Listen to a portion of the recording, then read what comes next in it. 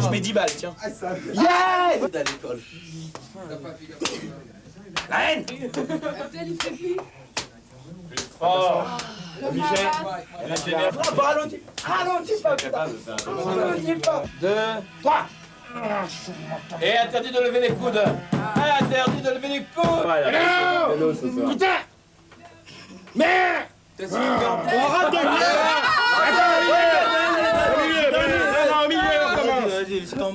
Le foyer des Brandons, un foyer d'accueil pour mineurs situé à Champagne-sur-Seine, une petite ville de Seine-et-Marne.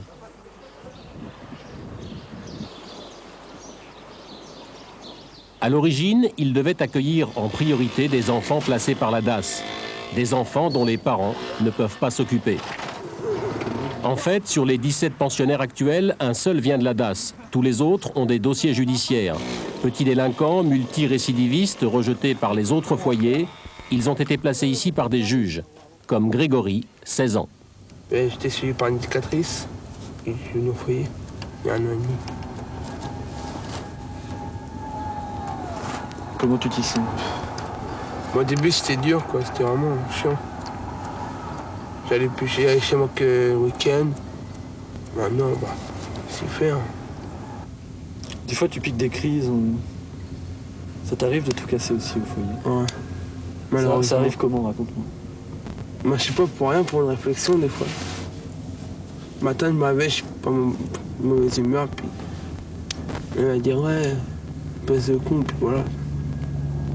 Pour rien. Et alors, il se passe quoi? Moi, j'envoie tout à travers la gueule et puis je casse tout. Voilà, c'est pas un mérite. J'en suis pas fier. Grégory!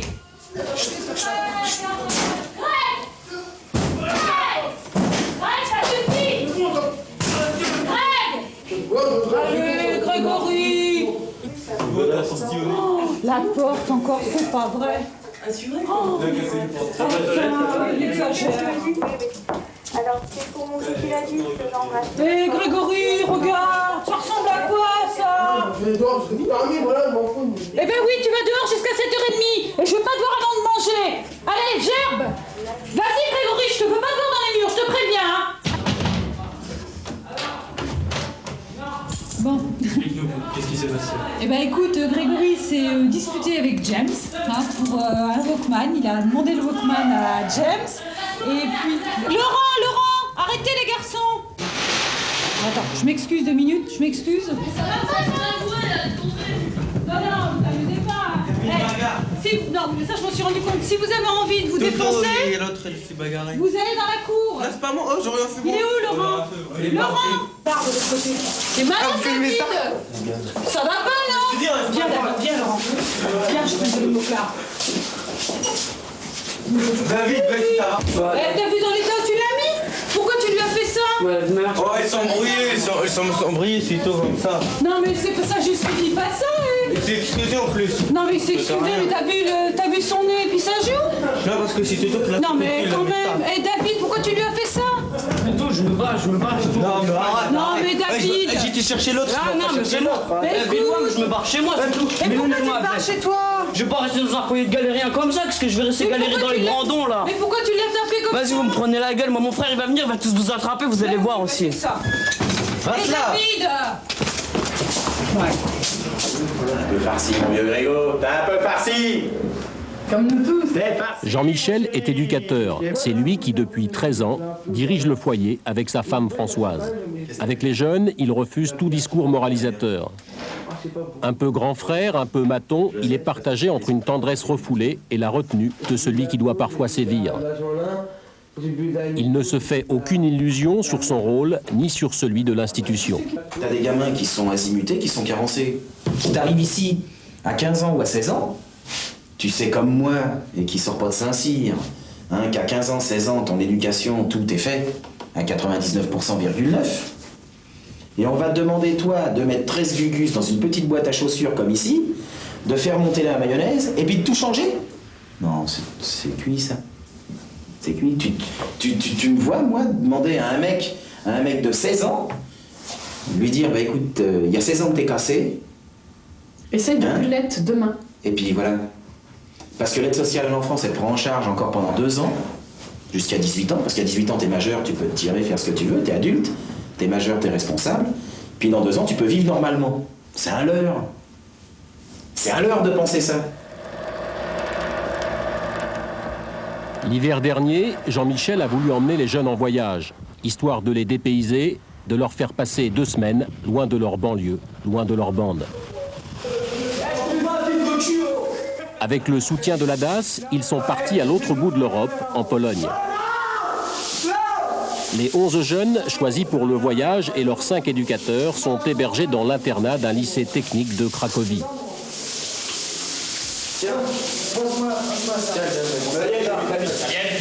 Jean-Michel espère un peu que, loin de leur environnement, les adolescents changeront de comportement.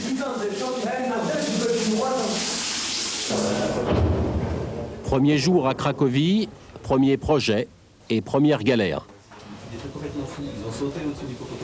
On vient décider que, comme hier, t'étais un de ceux qui revendiquaient le plus, ici, et qu'a priori ça te plaisait pas trop, le programme, même si t'es pas revenu nous voir après, qu'on te donnerait du fric, là, ton passeport, et puis que t'allais te balader tout seul, t'allais faire ta vie, t'allais organiser tes vacances. À la limite, c'est même pas la peine que tu reviennes coucher là, on va te donner des sous pour que t'ailles coucher à l'hôtel. Qu'est-ce que t'en penses, darling?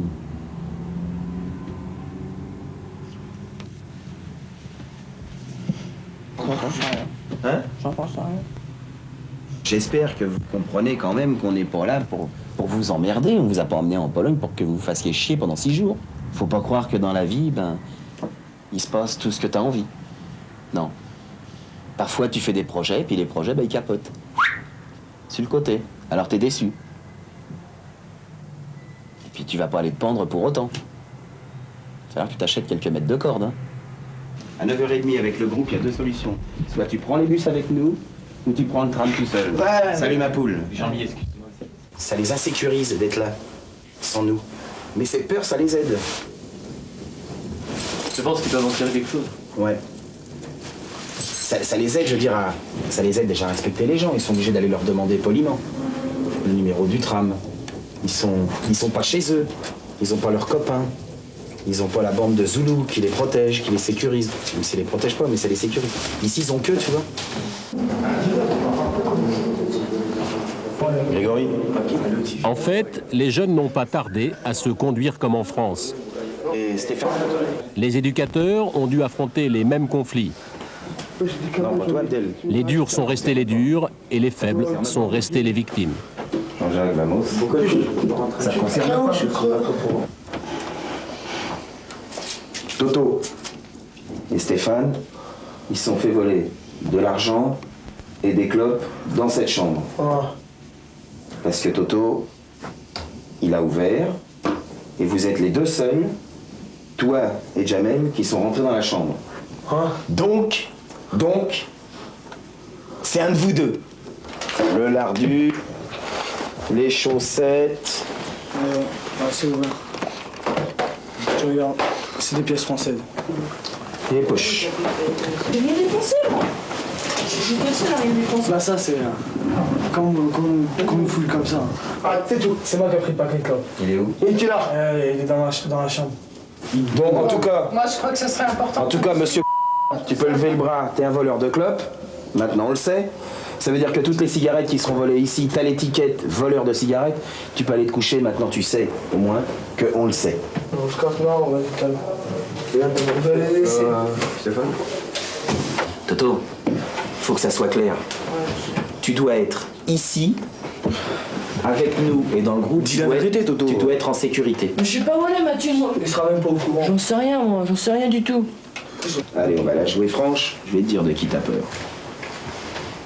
T'as peur de certains mecs du groupe ici, donc jamais la et t'as peur des représailles. T'as peur de te faire casser la tête. Alors je vais te dire une bonne chose.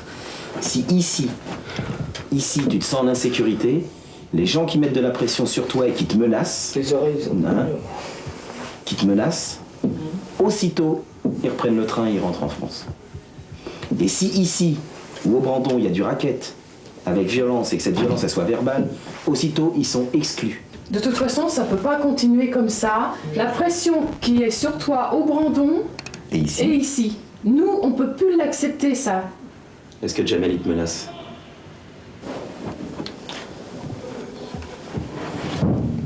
Qu'on redemande à revenir ici à l'internat. Plus jamais on pourra revenir ici. Plus jamais. Pourquoi? Parce qu'il y a un branleur comme toi qui donne des coups de pied dans les chaises. Parce qu'il y a des mecs qui sont en train d'attendre pour avoir du pain tranquillement, puis qu'il y a un branleur qui arrive, qui pousse tout le monde. Qui se rend même pas compte qu'il y a 3 personnes devant lui. Un mec qui bouffe comme un porc. Un mec qui a un concert, ça fesse.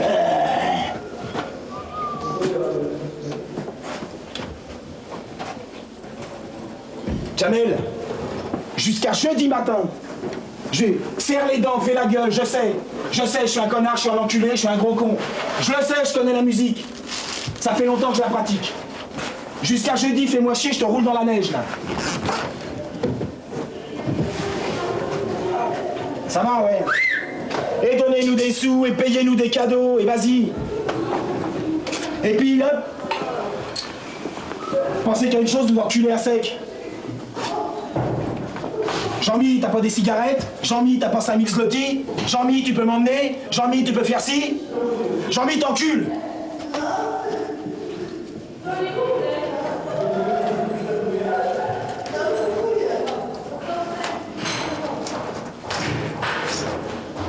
Moi, je regrette, tu vois. Je regrette une chose, c'est que parfois, ben, il y en a peut-être pas 11 comme lui. Ou 11 comme lui, et pourtant il est con. Mais alors 11 comme toi, c'est la mort. Moi, t'as pas à lever la main sur moi. Ouais, t'as pas à me prendre pour un con.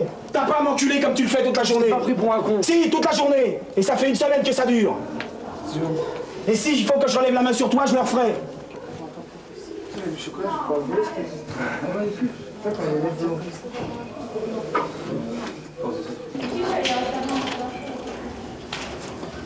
C'est vrai, Pépé, vous foutez les boules, putain, vous foutez les boules. Moi, je veux bien tout vous donner. Je veux bien tout. Tout. Ma chemise, si vous voulez, c'est pas un problème. Mais arrêtez. Retour à Champagne-sur-Seine. Le foyer des Brandon a ses propres règles. Ici, l'accès au dossier personnel est libre, ce qui ne se fait dans aucun autre foyer. Ici, la fugue n'est pas un délit, c'est un droit. Jean-Michel pense même que c'est une soupape de sécurité. L'an dernier, il y en a une centaine. Mais le fugueur revient toujours, seul ou entre 2 gendarmes. Ces vies ont pris un mauvais départ, souvent pour quelques erreurs de jeunesse.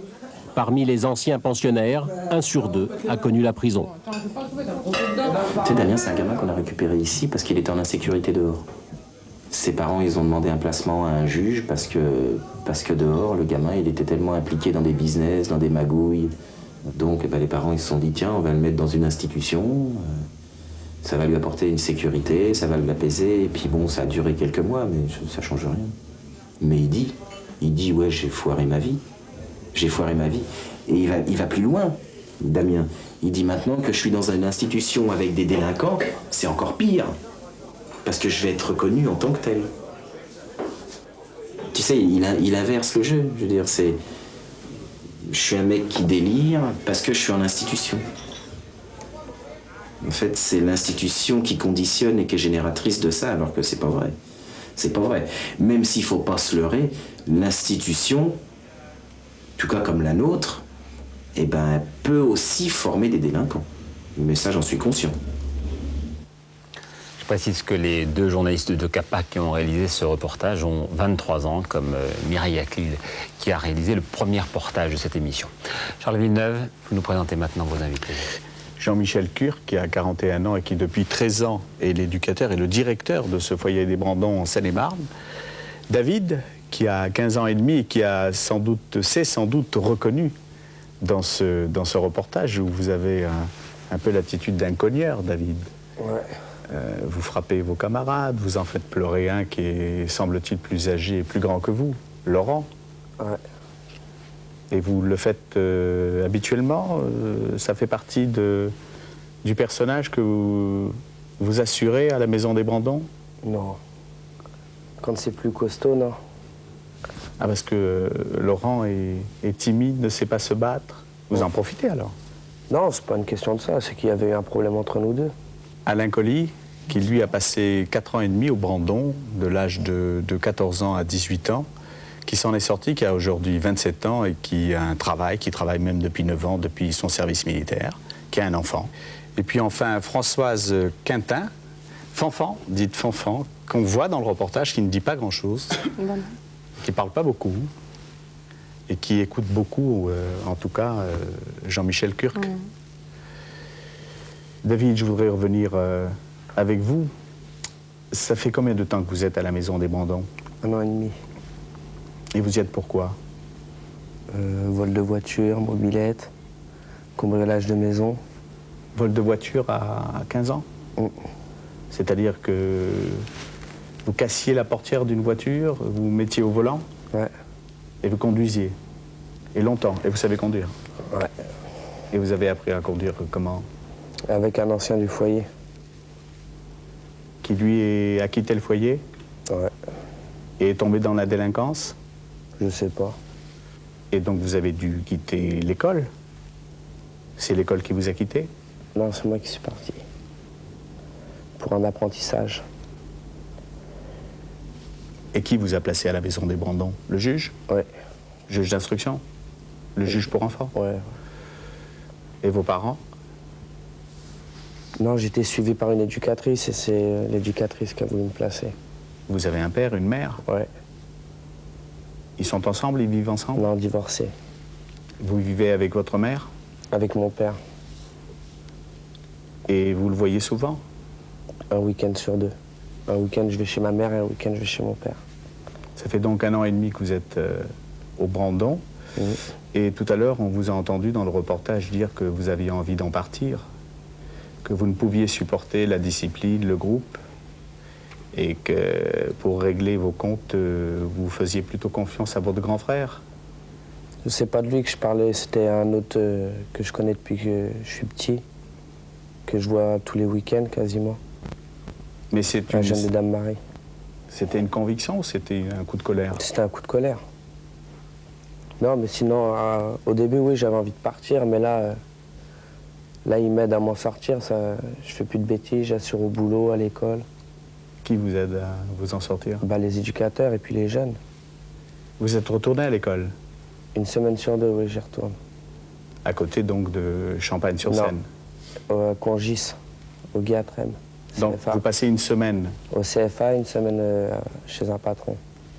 Vous avez l'impression d'avoir trouvé une famille avec vos éducateurs? Ouais.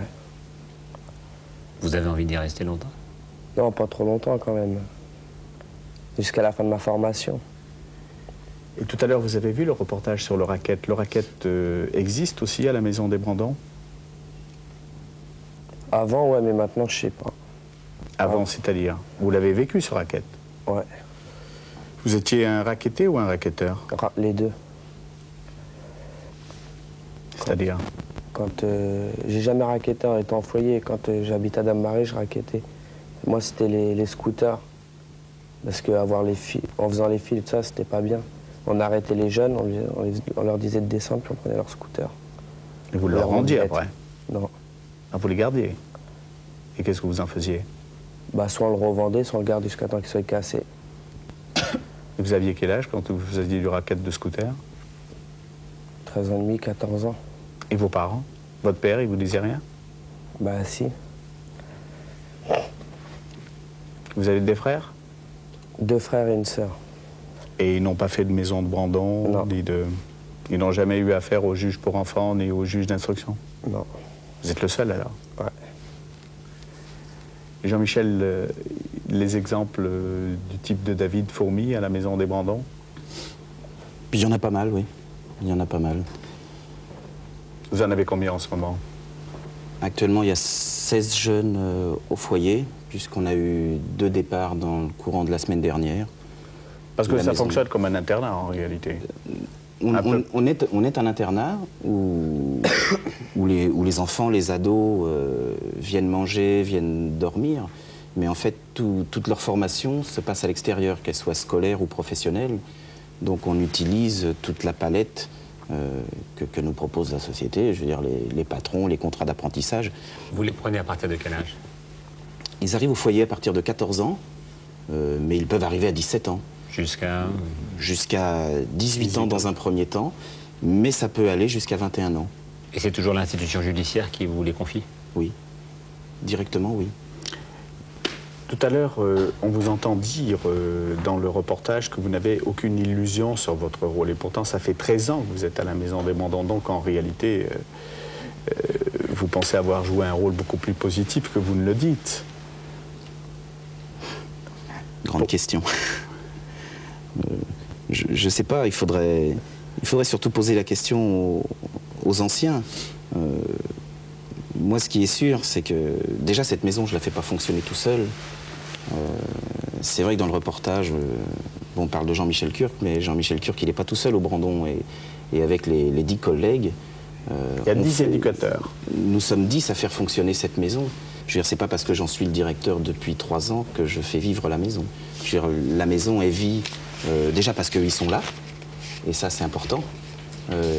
Qu'ils aient à certains moments un toit, un lit, un endroit où ils peuvent se reposer, un lieu où ils peuvent s'arrêter et des gens qui peuvent les écouter, même si on les écoute pas tout le temps, parce qu'ils sont 16 et tous les jours il y a des problèmes.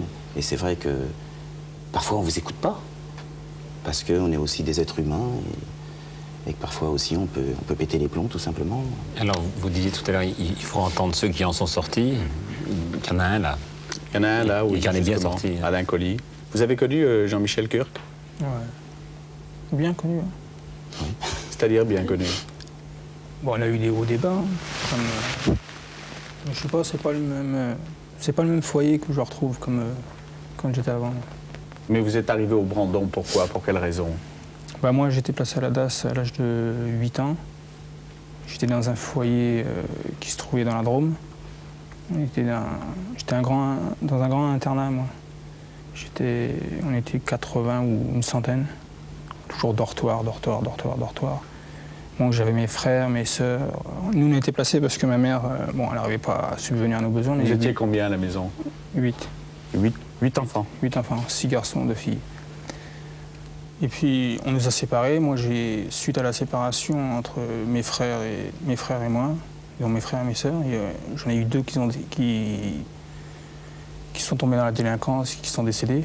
Et vous y êtes allé pourquoi au foyer Brandon? Pour un délit? Non, parce qu'il fallait me trouver un foyer, tout simplement. On m'a remonté sur Paris. La raison, je ne sais pas pourquoi, parce que soi-disant que le foyer allait fermer et tout le tralala. On m'a proposé le foyer de Brandon. Je suis venu le visiter le matin. Et vous y êtes resté 4 ans et demi. Vous avez appris un métier. Bah, les Brandons aussi, ouais, ils m'ont apporté beaucoup, les Brandons. Je veux dire, j'ai passé toute mon adolescence là-bas. Moi, je ne veux pas le renier, je veux dire, je ne vais pas le cacher. Je fais partie de la DAS, et puis c'est tout. Hein, je n'ai pas de honte.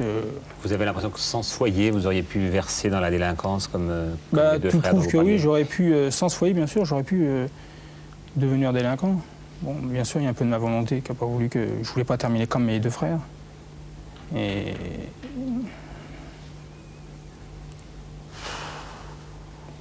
Vous en avez vu passer combien à peu près en 13 ans de jeunes mineurs, de mineurs? Je pense entre 14 et 18 ans. Entre 350 et 400 sur ces 13 ans. Et la plupart, ou est-ce que vous pouvez établir une statistique? Beaucoup s'en sont sortis, ont continué, n'ont pas connu la prison ou ont connu la prison? C'est vrai que je n'ai pas fait de statistiques. On n'est pas... Au Brandon, on n'est pas très de papier, on n'est pas très de documents, on n'est pas très administratif. Ce que je peux dire, parce que c'est vrai que j'en revois souvent des anciens, il y en a même qui sont devenus mes amis, ou je suis devenu le leur, je ne sais pas. Je crois que 1 sur 2 passe en prison. Un séjour plus ou moins long, mais je pense que oui, 1 sur 2, ils font un séjour. Si vous aviez un calcul à faire, on peut le demander parce que 10 éducateurs pour une maison où il y a 16 enfants, au Conseil général de Seine-et-Marne, où il y a, je crois, dans le département 23 structures, 23 établissements, sinon identiques à la Maison des Brandons, mais comparables, ça revient à combien? Quel est le coût d'un enfant par jour? Oh, je peux vous donner les chiffres au Brandon, en tout cas, c'est ceux que je connais. Un enfant au Brandon coûte 585 francs par jour au conseil général de notre département, donc aux contribuables. On a parlé gros sous. Si vous aviez un message à délivrer, une recommandation aux adultes, aux parents qui nous regardent, vous leur diriez quoi? Occupez-vous-en, laissez-les parler, baissez pas les bras. Il y aurait plein de messages à leur dire. Aimez-les. Aimez-les, oui. Je pense que c'est important. Et en tout cas, je crois qu'au Brandon, je veux pas défendre ma chapelle, parce que, bon, comme disait Fanfan, un jour, je ferai autre chose. Je suis pas essoufflé de faire ce que je fais. Mais en tout cas, je crois que le fait qu'on puisse les aimer dans un lieu qui est neutre, qui n'est pas papa, maman, qui n'est pas la ZUP, qui n'est pas leurs copains, et encore quoi, je crois pas trop, choisissez vos relations. Le problème, il n'est pas là. Le problème, il n'est pas aux relations qu'ils aient. Je veux dire, ils ont le droit d'avoir les copains qu'ils ont envie d'avoir. Je crois que les problèmes, ils sont plus profonds que ça. Mais... Ouais, c'est un problème d'affection parentale qui a manqué, d'éducation, de valeurs, c'est ça? On en revient toujours à la même...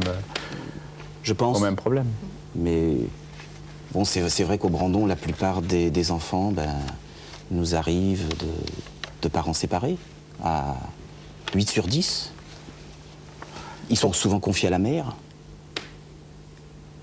Tout à l'heure, quand on regardait les enquêtes et les reportages avec Patrick, vous chahutiez presque tendrement avec David.